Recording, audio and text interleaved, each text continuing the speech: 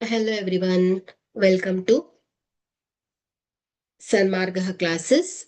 ವರ್ಗಗಳು ಮತ್ತು ವರ್ಗಮೂಲಗಳು ಈ ಅಧ್ಯಾಯದ 8ನೇ ಪ್ರಶ್ನೆಯನ್ನ ಗಮನಿಸಿ. 0.09 ವರ್ಗಮೂಲವು ಆಯ್ಕೆ ಎ 0.3, ಆಯ್ಕೆ ಬಿ 0.03, ಆಯ್ಕೆ ಸಿ 0.81, ಆಯ್ಕೆ ಡಿ 0.0081.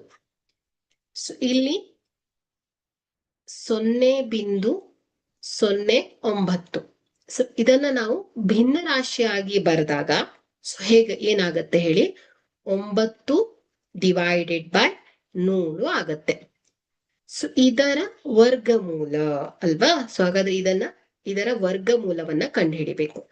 ನೋಡಿ, ವರ್ಗಮೂಲ 9/100.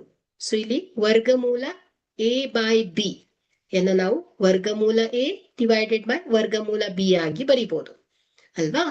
ಹಾಗಾದ್ರೆ ಇದನ್ನು ಕೂಡ ನಾವು ಈ ರೀತಿಯಲ್ಲಿ ಬರೆದಾಗ ವರ್ಗಮೂಲ 9 ಡಿವೈಡೆಡ್ ಬೈ ವರ್ಗಮೂಲ 100. ವರ್ಗಮೂಲ 9, ಇದನ್ನ ನಾವು ವರ್ಗಮೂಲ ತೆಗೆದಾಗ ವರ್ಗಮೂಲ 9 ಏನಾಯ್ತು ಹೇಳಿ, 3 ಡಿವೈಡೆಡ್ ಬೈ ವರ್ಗಮೂಲ 100 10 ಅಲ್ವಾ. ಈಗ ಈ ಭಿನ್ನ ರಾಶಿಯನ್ನ ಮತ್ತು ಏನ್ ಮಾಡ್ಬೋದು, ನಾವು ದಶಮಾಂಶದಲ್ಲಿ ಬರೆದಾಗ 3 ಡಿವೈಡೆಡ್ ಬೈ 10 ಏನಾಗತ್ತೆ ಹೇಳಿ, 0.3 ಆಗತ್ತೆ ಅಲ್ವಾ. ಹಾಗಾದ್ರೆ ಇಲ್ಲಿ 0.09 ವರ್ಗಮೂಲವು 0.3 ಆಗತ್ತೆ.